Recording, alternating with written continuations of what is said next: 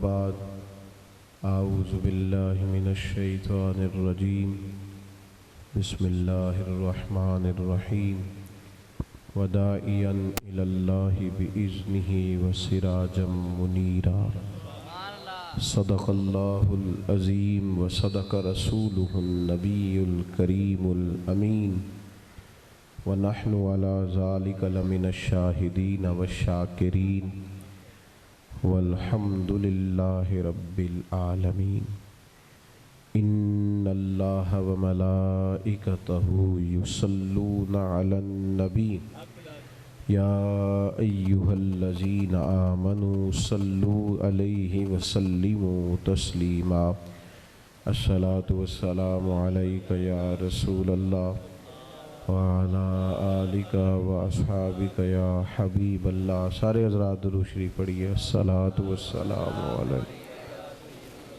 وعلی آلک واصحابک یا حبیب اللہ۔ تمام تعریفیں، حمد و ثنا اللہ تعالی جل مجدہ الکریم کے لیے، درود و سلام نبی اکرم نور مجسم شفیع معظم صلی اللہ تعالی علیہ وسلم کی ذات والا صفات کے لیے حمد و صلات کے بعد انتہائی عزت و تکریم کے لائق حضرات علماء کرام، نہایت قابل احترام دوستوں، بزرگوں اور بھائیوں، خوبصورت محفل پاک آج اس مقام پر انعقاد پذیر ہے۔ اللہ تعالی ہماری حاضری کو اپنی بارگاہ میں قبولیت کا شرف عطا فرمائے۔ جب نعت شریف ہو رہی ہو تو میری خواہش ہوتی ہے کہ میں اسٹیج پہ چپکے سے جاؤں اور ایک جگہ بیٹھ جاؤں۔ ہم جو لوگ ہیں، ہم محض عام لوگ ہیں، گناہگار لوگ ہیں۔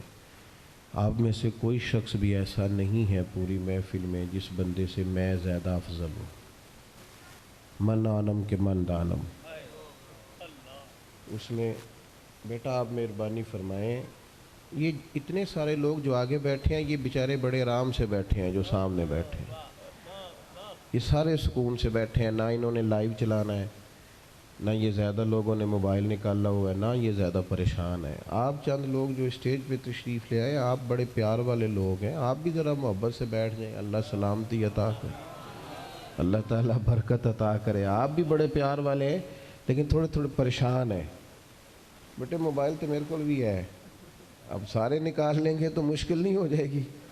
اللہ آپ کو برکت دے۔ اب بات سنیں، اللہ آپ کو، میں نے کہا کوئی میں چھوٹا سا آدمی ہوں، بات کرنے آیا ہوں، تو میں یہ سمجھتا ہوں کہ پیر صاحب سے، خطیب صاحب سے اور علامہ صاحب سے زیادہ نبی پاک کی نعت کا ادب ہے۔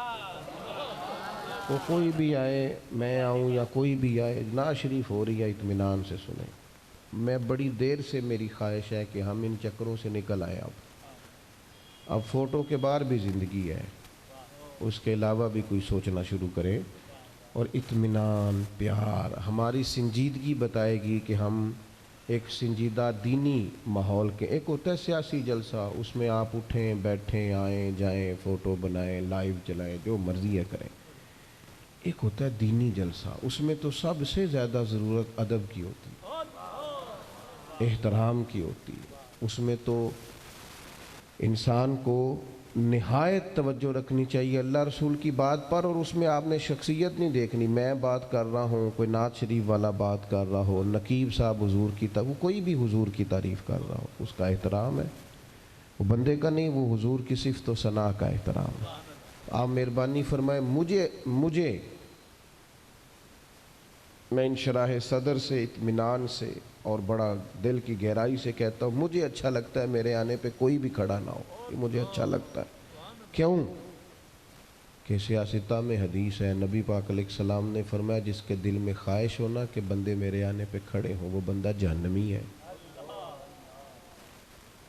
جو نفس کی یہ خواہش پال لے کہ میں آؤں تو جناب دنیا کھڑی ہو جائے، ان سے اب سنجیدگی، اچھا طریقہ، خوبصورت۔ بہت ساری محفلوں میں لوگ میرے پیچھے دوڑتے ہیں ملنے کے لیے، اور میں چاہتا بھی ہوں کہ سب سے مل لوں، لیکن دو تین چیزیں ہوتی ہیں۔ ایک تو بعض اوقات انتظامی معاملات ہوتے ہیں، دوستوں کا خیال ہوتا ہے، انتظامی لوگوں کا خیال ہوتا ہے کہ جلسہ منتشر ہونا چاہیے، لوگ زیادہ ہیں تو یہ منتشر ہو جائیں۔ دوسرا یہ ہوتا ہے کہ ایک جگہ جانا نہیں ہوتا، کئی جگہوں پہ جانا ہوتا ہے ایک دن۔ تو جس دوسری جگہ جانا ہوتا ہے وہ یہ تو پوچھتے ہی نہیں ہے کہ آپ نکلے کہ نہیں نکلے، یہ نہیں پوچھتے، وہ تو پوچھتے ہیں کتنے پہنچے ہو۔ یہ پہلا سوال وہ کرتے ہی نہیں کہ آپ وہاں سے نکلے کہ نہیں نکلے، وہ تو پوچھتے ہیں کہ تسی پہنچے کتنے ہو۔ تو اب چونکہ آگے جانا ہوتا ہے تو اس لیے رکنا اور سب سے ملنا بعض اوقات یہ نہایت مشکل ہوتا ہے۔ باقی یہ کہ میں پھر ایک دفعہ عرض کروں گا، اور میں کوئی کسی قسم کی میری طبیعت ہی نہیں ہے اس طرح کا کوئی ماحول بنانے کی، میں سچ سمجھتا ہوں کہ آپ دیکھیں نا، بے لوث لوگ آئے ہیں اور بہت سارے لوگ دور بیٹھے ہیں، جگہ بھی ٹھیک نہیں ملی، کھڑے ہو کے سن رہے ہیں، تو مجھے تو پتہ ہے نا جو رب و رسول کی رضا کے لیے تکلیف کہتا ہے اسے اللہ اجر کتنا آتا ہے۔ آپ بڑے قیمتی لوگ ہیں، کوئی بندہ بھی ایسا نہیں جو ایسا ہو کہ میں سمجھوں کہ میں اس بندے سے افضل ہوں۔ اللہ تعالیٰ آپ سب کو برکت عطا کرے، آپ کو اللہ اپنی رحمت عطا فرمائے۔ دو چار باتیں مختصر سے وقت میں آپ کی خدمت میں عرض کرنی ہے۔ اللہ تبارک و تعالیٰ نے انسان کو پیدا کیا ہے، انسان کا جب شعور بیدار ہو جاتا ہے نا تو پھر وہ معرفت چاہتا ہے۔ جب تک چیزوں کی معرفت اسے حاصل نہیں ہوتی اور سب سے بڑھ کر اپنی معرفت حاصل نہیں ہوتی، وہ بے چین رہتا ہے۔ آپ کوئی بھی کام کر رہے ہوں، کہیں بھی آپ نکلے ہوئے ہوں، تو آپ چاہتے ہیں مقصد زندگی کا پتہ چلے، ہم کیوں کر رہے ہیں۔ بہت ساری دولت کمانے والے لوگ، پیارے بیٹے آپ بیٹھ جاؤ، اللہ آپ کو سلامت رکھے، آپ سے ملیں گے بعد میں، لیکن اچھا نہیں لگتا نا ایک آدمی سے اس طرح خدمت لینا، اللہ آپ کو برکت دے۔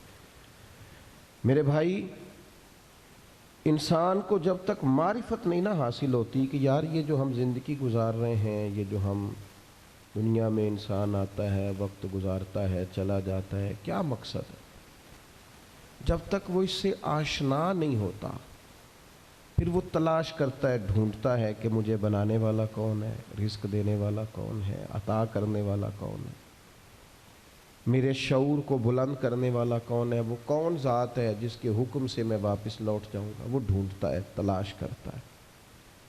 اور جب تک یہ معرفت نصیب نہیں ہوتی اتنی دیر تک انسان بے چین اور بے قرار رہتا ہے۔ اللہ تعالیٰ نے ہم پر کرم فرمایا اور ہمیں اپنے پیارے محبوب عطا کیے۔ رب فرماتا ہے یہ محبوب پتہ کیا کریں گے، وَدَاعِيًا إِلَى اللَّهِ بِإِذْنِهِ، یہ تمہیں رب کی طرف دعوت،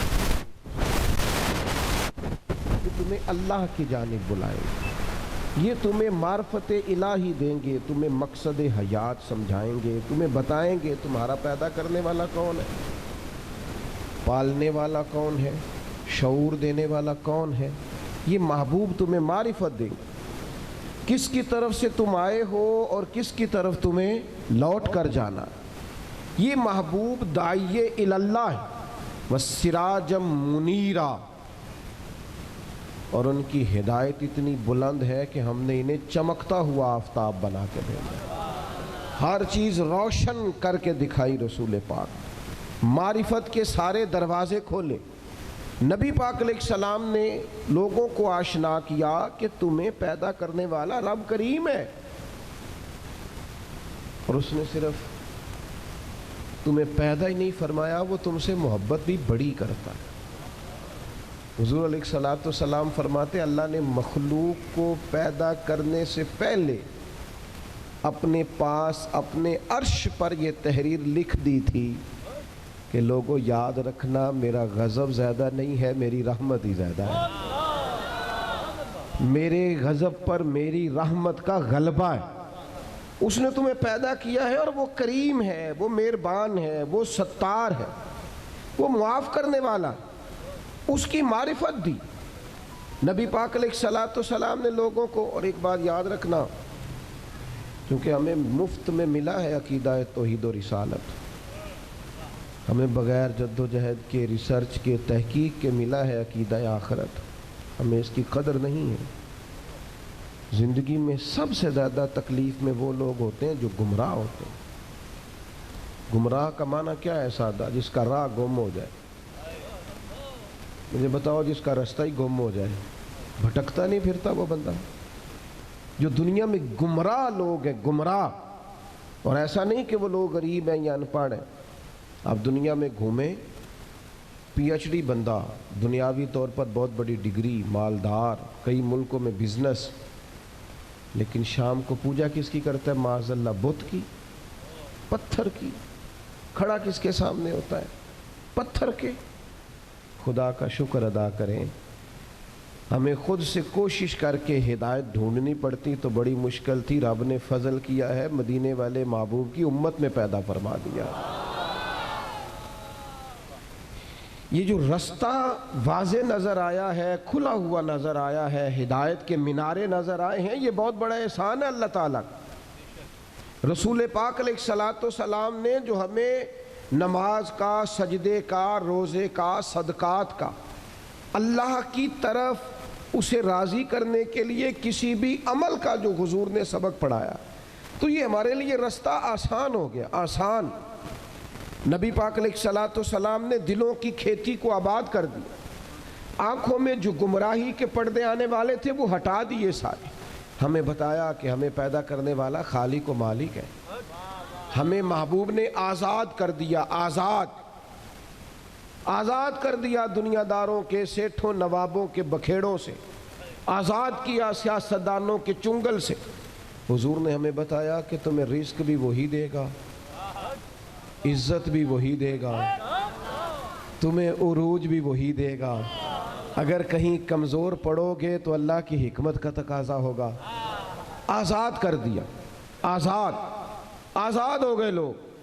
حضرت عبداللہ ابن عباس رضی اللہ تعالیٰ عنہ فرماتے ہیں میرے نبی پاک علیہ الصلاۃ والسلام نے نا مجھے فرمایا تھا، اور نوجوان دوست جتنے یہاں بیٹھے ہیں نا ان سے میں گزارش کروں گا اس حدیث کو رٹا لگا کے یاد کر لیں. رٹا. اور اس کو 2 دفعہ 3 دفعہ دن میں ضرور دہرائیں. یہ آپ کو طاقتور کرے گی. آپ کو کبھی امیر رشتہ دار دیکھ کر پریشانی نہیں ہوگی. آپ کبھی ظالم کو دیکھ کے پریشان نہیں ہوں گے.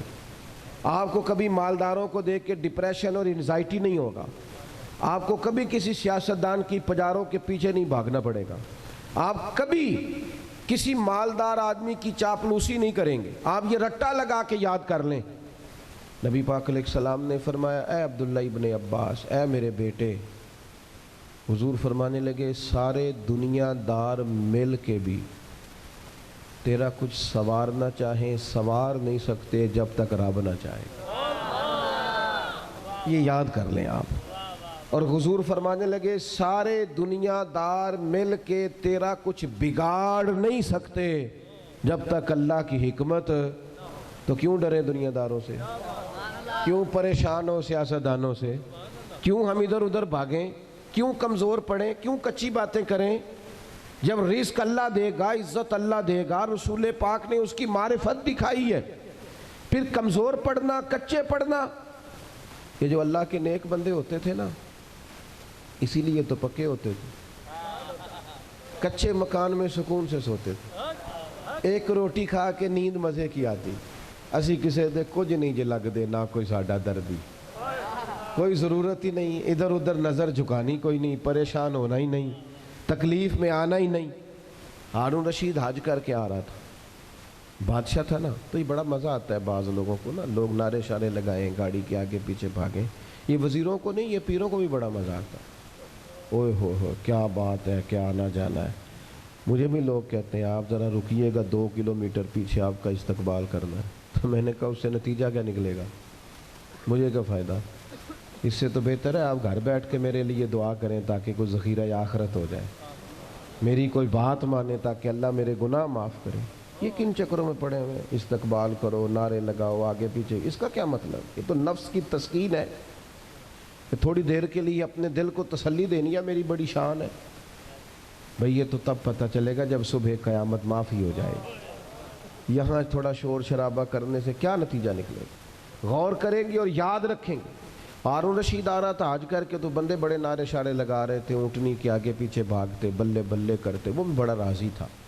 اس طرح کا جب معاملہ ہوتا ہے لوگ گاڑیوں کی سپیڈ بھی ذرا کم کر لیتے ہیں. مزہ آ رہا ہوتا ہے نا، نفس کو تسکین. وہ بھی ذرا ہولے ہولے چل رہی تھی اونٹنی. تو اچانک ہارون رشید کی نظر پڑی تو ایک درویش حضرت بہلول دانا وہ دور اونچے ٹیلے پہ بیٹھ کے ہنس رہے تھے ہلکا ہلکا، دیکھتے اور ہنستے۔ زمین پہ بیٹھے ہیں، چٹائی بھی کوئی نہیں، کچی زمین، اور ہاتھ کے اندر ایک سادہ سا ڈنڈا چھڑی پکڑی ہوئی ہے، کوئی چیز نہیں دنیا کی، سادہ لباس، اور بڑے مطمئن اطمینان سے، پریشان ہو کے نہیں کہ ہو دیکھو دی کنی شان ہے، ایسے نہیں، بڑے اطمینان سے ہنس رہے ہیں۔ ہارون رشید کی نظر پڑی تو وہ کہنے لگا یہ بابا کا ہنسنا کو معنی خیز ہے، یہ سادہ نہیں ہنسنا، اس کے اندر کوئی حکمت ہے۔ اونٹ سے اتر کے گیا، مجمع کو کھڑا کر کے جا کے کہنے لگا حضرت ہنستے کیوں ہے؟ فرمانے لگے ہنس اس بات پہ رہا ہوں کہ تو کتنا بھولا آدمی ہے۔ کہا جناب کیا مطلب؟ فرمانے لگے ان لوگوں کے نعروں پہ ہنس رہے ہو، یہ تو تم سے پہلے کسی اور کے بھی نعرے لگاتے تھے، اور تھوڑی دیر کی تیری حکومت ہے، تیرے بعد انہوں نے کسی اور کے بھی لگانے ہیں۔ دانش مندہ دا کم نہیں، دل دنیا تے لانا، اس ووٹی لکھ خامد کیتے، جو کیتا سو کھانا، اس ووٹی تے لکھ خامد کیتے اور جو کیتا سو کھانا۔ ختم ہو جاتا ہے معاملہ تھوڑی دیر کے بعد۔ ہارون رشید کے دل پہ چوٹ لگی، سیانا بندہ تھا، سمجھ گیا۔ لیکن یہ بادشاہ لوگ ہوتے ہیں نا، ان کو، مالدار کو، بادشاہ کو، بڑے آدمی کو ایک خمار تو ہوتا ہے نا، میں خوش ہے ہوں، تو وہ جاتا بھی نہیں۔ پھر بولا اور کہنے لگا حضرت میں نے سنا ہے آپ پہ قرض ہے، میرے لیے کوئی حکم ہو تو بتائیے گا۔ حضرت بہلول دنا پھر ہنس پڑے۔ اب ہنسنا اور معنی خیز تھا، کہنے لگا حضور آپ ہنسے کیوں؟ فرمانے لگے ہارون رشید ایک بات تو بتا، تیرا رب کون ہے؟ کہا اللہ۔ تو فرمایا میرا کون ہے؟ جلدی جلدی بولنا، تیرا رب کون ہے؟ تو میرا کون ہے؟ تو آپ فرمانے لگے ہارون رشید ایک بات تو بتا، کیا یہ ہو سکتا ہے کہ اللہ ہارون رشید کو دیتا جائے اور بہلول دانا کو بھول ہی جائے؟ یہ ہو سکتا ہے؟ کہنے لگا نہیں۔ تو فرمایا جا پھر میں تجھ سے کیوں سوال کروں، یہ آرزو کرم اور میں آپ سے کروں؟ یہ بھیک اس کو دیجئے جس کا خدا نہ ہو، جاؤ میرا رب مجھے دے گا۔ وَدَاعِيًا إِلَى اللَّهِ بِإِذْنِهِ وَسِرَاجًا مُنِيرًا۔ کچے نہ پڑھو مسلمانوں، کمزور باتیں نہ کرو، دولت کمانے کے لیے کوئی ناجائز ذریعہ اختیار نہ کرو، نہ کبھی حرام لقمے کی طرف بڑھو، اس لیے کہ جس مالک نے تمہیں پیدا کیا ہے وہ رات کو پیٹ بھر کے روٹی کھلا کے سلائے گا، اس نے وعدہ کرم فرمایا ہے رزق دینے کا، کیوں ناجائز رستوں کے مسافر بنتے ہو؟ کیوں للچائی ہوئی نظروں سے ادھر ادھر دیکھتے ہو؟ طاقتور زندگی گزارو، طاقتور مضبوط اعصاب کے ساتھ جینا سیکھو، کبھی کمزور نہ پڑے، اپنی زندگی میں یقین کامل، اطمینان، رب رسول کے وعدوں پر یقین۔ ہم نا ایک بہت بڑی تعداد ہے جن سے پوچھے کیا حال ہے، کہتے پریشانی بڑی ہے۔ پریشانی اور مومن، پریشانی اور نبی پاک کا غلام؟ پریشانیاں تو اس دن ختم ہو گئی تھی جس دن مدینے والے کا کلمہ پڑا تھا، تو ختم ہو گئی، پریشانیاں کدھر سے آ گئیں؟ چھوٹی چھوٹی باتوں کی ٹینشن لینا، انزائٹی، وہ چھوڑ یار، یہ تھوڑی سی زندگی ہے جو تو گزر جائے گی۔ اور صحابہ کرام بڑے مضبوط، دیکھیں بخاری مسلم کی حدیث سنیں، ایک عورت حضور کی بارگاہ میں آئی اور وہ مرگی کی مریضہ تھی۔ عورتوں میں ویسے ہی حوصلہ کم ہوتا ہے، اگر عورت بیمار ہو معاملہ اور زیادہ مضبوط ہو، کمزور ہو جاتا ہے۔ وہ خاتون تھیں، آ کے عرض گزار ہوئی یا رسول اللہ مجھے مرگی ہے، میرے لیے دعا کریں۔ اور درجنوں اور بیسیوں احادیث مبارکہ میں موجود ہے کہ کوئی بیمار آیا، اس نے عرض کی، محبوب نے بس لعاب دہن لگایا، اللہ نے شفا دے دی۔ یہ تو خزانہ کرم ہے نا شفا کا، یہاں سے تو جو گزر گیا ہے، ان کے تو نام میں شفا ہے، ان کے تو ذکر پاک میں شفا ہے، ان کے تو تذکرہ نور میں شفا۔ یا رسول اللہ دعا کر دیں، حضور ہمیشہ دعا کرتے، لیکن آج ایک سبق پڑھایا امت کو۔ حضور فرمانے لگے اگر تو کہے تو میں تیرے لیے دعا کر دیتا ہوں، اللہ شفا دے گا، اور اگر تو کرے صبر۔ ادھر دیکھو میری طرف، بات کا مطلب کیا ہے؟ معنی یہ ہے کہ مرگی کے ساتھ ہی گزارا کرے، ہاں ہاں، کچھ اللہ کی طرف سے آنے والی آزمائشوں کے ساتھ گزارا بھی کرنا چاہیے۔ بے حوصلہ وہ ایک صاحب ایک دفعہ میرے پاس آئے، کہنے لگے میں بڑے پیر و فقیروں کے پاس گیا ہوں، مسئلہ حل نہیں ہوا۔ تو میں نے کہا کوئی ضروری ہے، کوئی پیر فقیر بھی اللہ کو مجبور نہیں کر سکتا، سب دعا کریں گے، اس کی بارگاہ میں عرض کریں گے۔ ابھی مالک کی حکمت کا تقاضا نہیں ہے کہ تیرا مسئلہ حل ہو، لہٰذا آپ کو اس معاملے میں زید نہیں کرنی چاہیے۔ جب رب چاہے، جس وقت چاہے، اللہ مانتا ہے اپنے محبوب بندوں کی عرض کو، لیکن یہ کہ جب اس کی حکمت کا تقاضا غالب آئے گا تو پھر وہ حکمت کے مطابق کام ہوگا۔ تو اس خاتون نے عرض کی یا رسول اللہ دعا کر دیں۔ فرمایا اگر تو صبر کرے نا، گویا مرگی کے ساتھ ہی گزارا کرے، تو حضور فرمانے لگے پھر میں دعا کروں گا اللہ جنت عطا کرے گا۔ گویا دو چیزوں میں حضور نے فرمایا ایک اختیار کرو، یا تو شفا لے لو یا جنت۔ سانو ویسے پیر صاحب پوچھن نہ کدی گوڈے چ درد ہو رہی ہو شفا کے جنت، تو ڈھیر سارے بندے کہنا ہے سائیں گوڈے دا کچھ کرو نا، کمزوری ہے یہ ضعف ہے، اس سے بچیں، اس سے بچیں۔ طاقتور قسم کے نظریات ہوں، تکلیفیں آئی جاتی ہیں، زندگی کے ساتھ ہی سارا کچھ چلتا ہے۔ تو خاتون سے حضور نے فرمایا کہ اگر تو کہے تو شفا، اور اگر تو کہے تو میں دعا کروں گا اللہ جنت عطا کرے گا۔ تو صحابہ کہتے ہیں اس نے تو سوچنے کے لیے 1 منٹ بھی نہیں لگایا، پورا پکے نظریات کے لوگ تھے نا، فوراً کہنے لگی یا رسول اللہ آپ دعا کریں اللہ جنت ہی عطا کرے۔ کیا معنی ہے بات کا؟ حضور میں کر لوں گی مرگی کے ساتھ گزارا، تھوڑا سا وقت ہے گزر جائے گا، آپ دعا فرمائیں اللہ جنت دے۔ حضور نے دعا کر دی، اللہ اسے جنت عطا کر دی۔ صحابہ فرماتے ہیں پھر اس نے عرض کی یا رسول اللہ جب مرگی ہوتی ہے نا تو میرے جسم سے کپڑا ہٹتا ہے، عورت ہوں حیا مانے۔ محبوب نے دعا کر دی، جتنی بھی مرگی ہوتی تھی جسم سے کپڑا نہیں ہٹتا تھا۔ صحابہ فرماتے ہیں طویل وقت تک وہ بوڑھی اماں حیات رہیں، باہر سے جب کوئی آتا تھا تو لوگ کہتے تھے جنتی کو دیکھنا، اس بوڑھی کی زیارت کریں جسے محبوب نے دنیا میں جنت کی بشارت عطا فرمائی ہے۔ کچے نہ پڑے میرے عزیز، ذہنی طور پر آپ یقین کریں ابھی تک لوگ مسئلہ پوچھتے ہیں کہ کالی بلی رستہ کاٹ جائے تو کیا ہوتا ہے؟ میں کہا کالی گڈی کٹ جائے تو پھر کی ہوتا ہے؟ اور پیر تویز دھاگے والے اللہ خیر کرے صبح 9 بجے تو ڈیگر تک تویز لکھ دیں۔ پیروں کا کام تو تبلیغ کرنا ہے، تعلیم دینا ہے، قرآن حدیث پڑھانا ہے۔ آپ تویز دھاگا کر رہے ہیں کریں، ناجائز نہیں، لیکن جو لوگ لوگوں کو کمزور کرتے ہیں، جنہیں منڈیاں دا کام کرن نوں دل نہیں کردا سارے نوں کالا جادو ہو گیا، وہ کام کر کوئی میرے بھائی مہربانی کر باہر نکل جدوجہد کر۔ جادو کدھر سے آ گیا؟ جادو اتنا ہی فارغ ہے تیرے پاس ہی آ گیا۔ کوئی کام کریں، کوئی ہمت کریں، جدوجہد کریں۔ کمزور ضعف اعتقادی پیر صاحب کے پاس گئے تو پیر صاحب نے کہا تینوں کسی نے کچھ کیتا ہے؟ اور پیر صاحب اللہ سے ڈرو، یہ بیچارہ سارا دن بدگمان رہے گا، کس کس کے بارے میں برا سوچے گا، کس شخص سے نفرت کرے گا، کیا کیا اس کے ذہن میں آئے، اتنا آپ نے اس کے ذہن کو بدگمان کر لیں۔ ڈرو اللہ سے۔ مسلمان کبھی ضعف اعتقادی کا شکار نہیں ہوتا۔ یہاں تک کہ کچھ لوگ کہتے ہیں جی مجھے بندش کر دی ہے کسی نے۔ آپ میں سے جو میری طرح کم پڑھا لکھا آدمی ہے وہ بھی اپنے دل پہ ہاتھ رکھ کے بتائے، ادھر دیکھے میری طرف، یہ ہو سکتا ہے کہ اللہ تعالیٰ نے رزق میرے گھر میں بھیجا تھا، کسی نے رستے میں روک لیا؟ جلدی بتاؤ، ہو سکتا ہے؟ تو یہ بندش کیا بلا ہوتی ہے؟ بے برکتی ہو جاتی ہے، نظر لگ جاتی ہے، یہاں تک تو مسئلہ ٹھیک ہے۔ یہ کیا بات ہوئی؟ اللہ نے بھیجا تھا اور بندے نے رستے میں، وہ کوئی خدا کا خوف کرو، کس طرح کی باتیں کرتے ہو؟ مومن کی یہ بات ہوتی ہے؟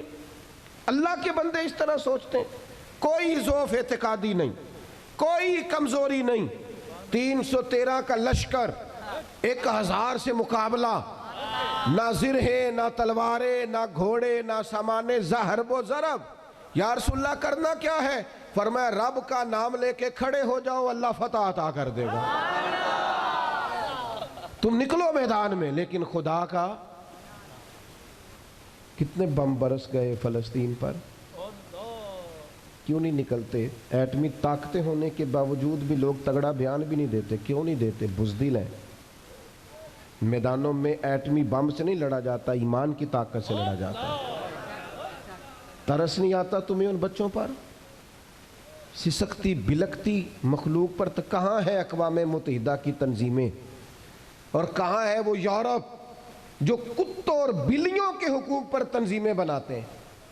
جو جانوروں کے حقوق کی بات کرتے ہیں وہ کہاں اپنے بلوں میں چھپ گئے؟ فلسطین کے ہسپتالوں پر بم برسیں تو تمہارا کیا خیال ہے؟ تم سے حساب صرف نماز روزے کا ہونا ہے؟ اللہ کے بندے تڑپتے رہیں اور رب پوچھے گا نہیں؟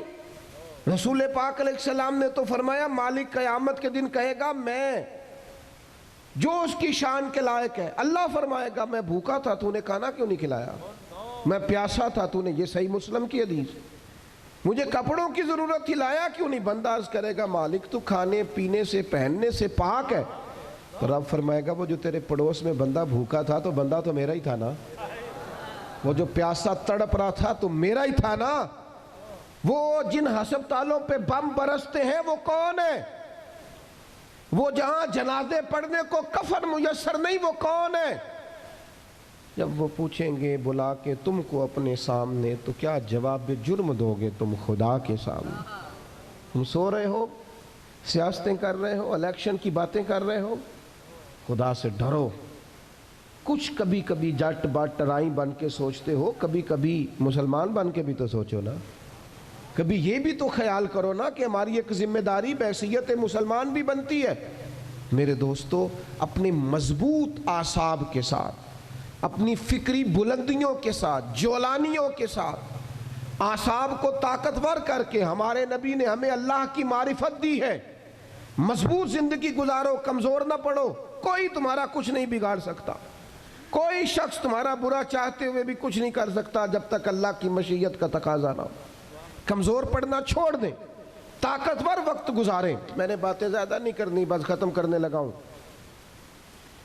رسول پاک صلی اللہ تعالیٰ علیہ وسلم کے صحابہ کو حضور کے وعدوں پر اتنا یقین تھا، ایک دفعہ مولا علی شیر خدا علیل ہو گئے، مسند امام احمد بن حنبل میں موجود، سخت علیل ہو۔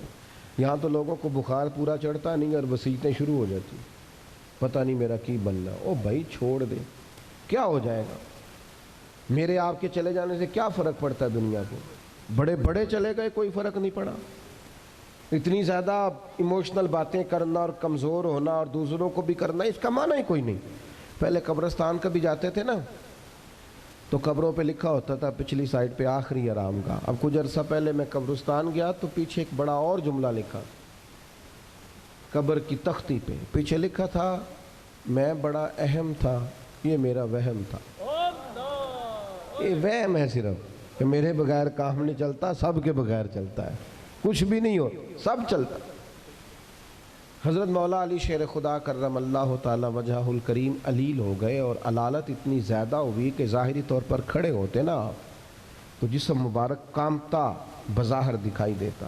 ایک صحابی تیمارداری کو گئے، جا کے عرض کی حضور آپ تو بڑے علیل ہو گئے، اللہ تعالیٰ، وہ پریشان ہو گئے، دیکھ صحت کی دعائیں کرنے لگے، عمر کی دعائیں کرنے لگے، تو مولا علی مسکرا پڑے، شدید بیمار ہے، مسکرائے، فرمانے لگے فکر نہ کر، مجھے کچھ بھی نہیں ہوگا، کچھ بھی نہیں ہوگا۔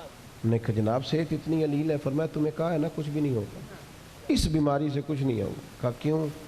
فرمانے لگے نبی پاک علیہ السلام نے فرمایا کہ علی تمہاری داڑھی خون سے رنگین ہوگی، پھر تم دنیا سے جاؤ گے۔ فرمایا مجھے سمجھ آ گئی ہے کہ میں بیماری سے نہیں جاؤں گا، شہادت سے جاؤں گا، کیونکہ ساڈے نبی دی زبان ساڈے واسطے قرآن۔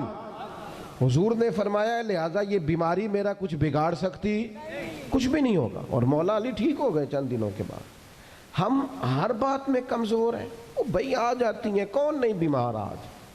میں نے بھی 4 گولیاں کھائی ہیں سویرے اٹھتے ہی، پھر تھوڑی دیر کے بعد پھر کھاؤں گا۔ کوئی نہ کوئی بیماری، کوئی نہ کوئی چیز لوگوں کو لگی ہوئی ہے، کسی کو کوئی اور کسی کو۔ اب تو بچے پیدا ہوتے ہیں تو تھوڑی دیر کے بعد ڈاکٹر ٹیسٹ کر کے کہتا ہے فلانا فلانا مسئلہ ہے، تو اب یہ لے کے بیٹھ جائیں گے، اس کو دماغ پہ سوار کریں گے۔ بیمار، پریشان اور بوڑھا اور غریب صرف وہ بندہ ہوتا ہے جو یہاں سے ہوتا ہے. جو یہاں سے بیمار بوڑھا غریب نہیں نہ ہوتا وہ کبھی بھی ہوتا. طاقتور رہیں, جئیں, جتنا وقت اللہ نے دیا ہے وہ مضبوط ہو کر گزاریں, اپنے رب کی معرفت رکھیں. رسول پاک علیہ السلام داعیہ اللہ, نبی پاک نے اپنی امتیوں کو طاقتور کیا. جیسے میں نے کہا تھا, میں بس بات سمیٹنے لگا ہوں, موت کا خوف بھی نہیں طاری کرنا. وہ کوئی اور ہیں جن کا خیال ہے کہ مریں گے تو معاملہ ختم ہو جائے. بندہ فاسق و فاجر نہ ہو, اللہ رسول کا نافرمان نہ ہو, ورنہ یہ جو قبر ہے نا, قبر اگر اس کی فرما برداری کرے نا تو یہ جو قبر ہے نا, یہ قبر نہیں, یہ باغ ہے. ادھر دیکھو میں کیا کہہ رہا ہوں, باغ. بہت تگڑا بندہ ہو تو باغ میں گھر بناتا ہے. قبر باغ ہے, اور معمولی باغ نہیں. حضور نے فرمایا جنت کے باغوں میں سے باغ ہے. تو ذرا اللہ رسول کے پیچھے پیچھے تو چل, یہ جنت کے باغوں میں سے, اور اتنا سونا باغ ہے کہ جس میں پہلی زیارت ہی مدینے والے رسول کی نصیب ہے. آج پھولے نہ سمائیں گے کفن میں آسی, آج کی رات ہے ان سے ملاقات کی رات. یہ تو بڑی خوش قسمتی والی رات ہے. یہ کوئی خوف کھانے والا وقت ہے. تو موت کا خوف بھی نہیں, اپنی آخرت کی فکر ضرور کرنی ہے, لیکن ڈر نہیں, خوف نہیں, کمزور نہیں پڑیں. یہ جو بہت زیادہ سہمے سے لوگ نظر آتے ہیں نا, حالات کے سہمے ہوئے لوگوں کو بتا دو, حالات بدل جاتے ہیں, ایک جیسے نہیں رہتے. نوجوانوں سے کہوں گا زندگی طاقتور ہو کے گزاریں, کبھی کمزور نہ پڑیں. اپنی زندگی میں کوئی ایسا کام نہ کریں جس سے محسوس ہو کہ کمزوری ہے. یہ جو باتیں میں نے ساری عرض کی ہیں آپ کو یاد رہیں گی انشاءاللہ تعالی. اب تو نہیں زیادہ پریشانی آئیں گی انشاءاللہ تعالی. اچھا ہلکا ایسے کر رہے ہیں, باقی سارے نہیں ہاں نہ کر رہے ہیں. انشاءاللہ تعالی اللہ اطمینان قلبی عطا کرے گا ہم سب. عورتوں کی نعت کے بارے میں کئی دفعہ دوستوں نے سوال پوچھا ہے, میں نے بھی کئی دفعہ ہی بتایا ہے. بات ایک دفعہ ہی ہوتی ہے, اور ہمارا معاملہ صرف بتانے کا ہے, کسی کو بندوق لے کے منانے کا نہ, مسئلہ ہی بتانا ہے نا جی. اب جو لوگ خود سے ارینج کریں, عورت کی آواز بھی عورت ہے. عورت اتنی آواز میں نعت پڑے جو عورتوں کے اندر رہے, وہاں سے باہر, بھائی اتنی سی بات ہے, سمجھ آ گئی آپ کو بات کی, اس کے اندر رہے.